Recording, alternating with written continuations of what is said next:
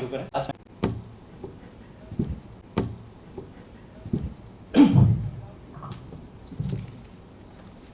शुरू करें।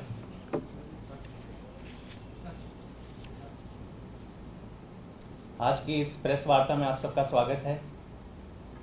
4 जून से जब से देश के सामने नीट एग्ज़ाम के रिजल्ट्स आए हैं, प्री मेडिकल नीट एग्ज़ाम के रिजल्ट्स आए हैं, तब से देश भर के युवाओं में भारी गुस्सा है, भारी रोष है। कई प्रकार की अनियमितताएं बाहर आई है नीट रिजल्ट्स को लेके, जो एक तो समझ से बिल्कुल परे हैं, लेकिन मुझे नहीं लगता कि देश के इतिहास में, देश के कॉम्पिटिटिव एग्जाम्स के इतिहास में इतनी बड़ी गड़बड़ियां बाहर आई। आप सोचिए, देश के इतिहास में हर साल, जब से देश आज़ाद हुआ है, हर साल कितनी दर्जनों नेशनल लेवल की कॉम्पिटिटिव एग्जाम्स होती हैं, लेकिन 4 जून को जब नीट परीक्षा के रिजल्ट्स बाहर आते हैं तो इतने बड़े सवाल आज देश के युवा भारतीय जनता पार्टी और उनकी केंद्र सरकार से पूछ रहे हैं, जो मेरे ख्याल से आज तक ऐसे सवाल कभी नहीं पूछे गए। ये बहुत दुखद घटना है। लेकिन ये जो बड़ी गड़बड़ियां बाहर आई है, ये केवल 4 जून को नहीं आई है। इसको मैं सिलसिलेवार पहले बता देता हूं कि 2024 की जो नीट एग्जाम है, उसमें जो गड़बड़िया का पूरा क्रोनोलॉजी है, वो जब से एग्जाम हुई थी तब से बाहर आया है। 5 मई को नीट की एग्जाम हुई थी इस देश में। कुल 24 लाख कैंडिडेट्स ने ये एग्जाम दी थी। 24 लाख कैंडिडेट्स, 5000 सेंटर्स में ये एग्जामिनेशन हुई थी। उसी दौरान 2 ऐसी घटनाएं बाहर आती है। पहली आती है बिहार में, जहां पे एक पेपर लीक का मैटर बाहर निकल के आता है। बिहार की पुलिस तुरंत 13 लोगों को अरेस्ट करती है। उसके बाद गुजरात से एक हादसा आता है, वहां पे भी एक पेपर लीक की घटना बाहर निकलती है नीट की परीक्षा को लेके। वहां पे भी 3 लोग अरेस्ट होते हैं।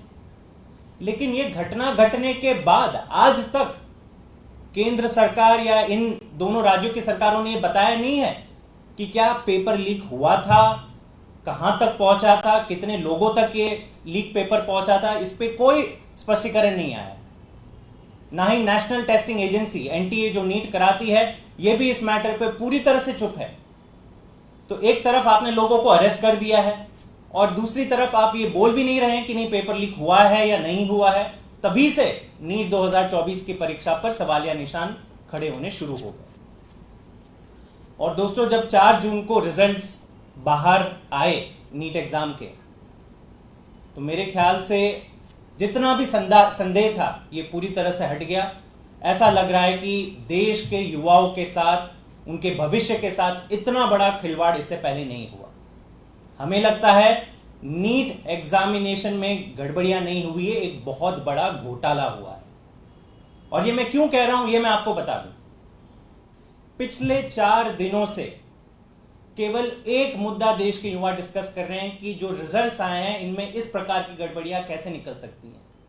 पहली गड़बड़ी, जिस एग्जाम में अमूमन हर साल 2 टॉपर 3 टॉपर घोषित हुआ करते थे, इस साल 67 टॉपर, जिनको 720 में से 720 मार्क्स मिले, वो घोषित हुए।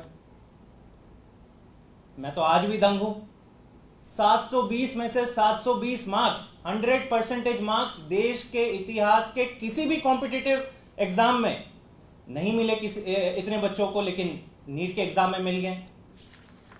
पिछले सालों की अगर बात करें तो 2023 में केवल 2 कैंडिडेट्स को फुल मार्क्स मिले थे। 2022 में 4 कैंडिडेट्स को टॉपर घोषित किया गया था और 2021 में 3 कैंडिडेट्स को टॉपर घोषित किया था। लेकिन सडनली 67 टॉपर्स। दूसरी बात, इसमें यह भी पता चलता है कि जो 67 टॉपर में से जो 6 टॉपर थे, वो झज्जर हरियाणा के एक सेंटर से निकलते हैं।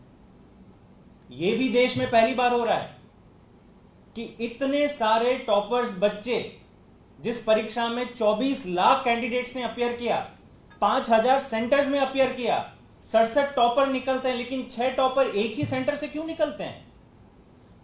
रिमेनिंग जितने टॉपर्स हैं, 61 टॉपर्स, वो सारे एक एक सेंटर से निकलते हैं, लेकिन 6 टॉपर हरियाणा के झज्जर सेंटर से निकलते हैं।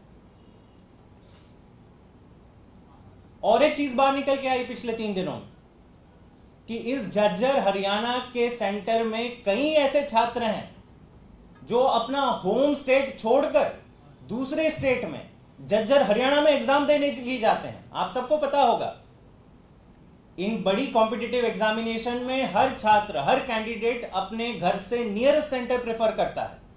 कोई भी कैंडिडेट एक स्टेट से दूसरे स्टेट नहीं जाता एग्जाम देने के लिए, इसलिए 5000 सेंटर खोले गए एग्जाम के लिए।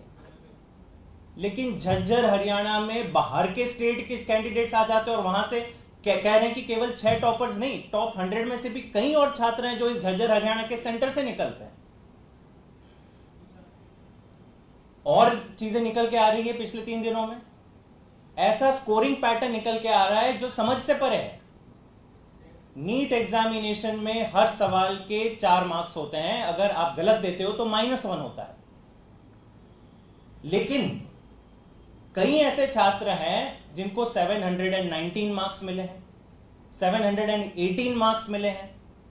ऐसे ऐसे मार्क्स मिले जो मैथमेटिकल कैलकुलेशन में बैठते ही नहीं है।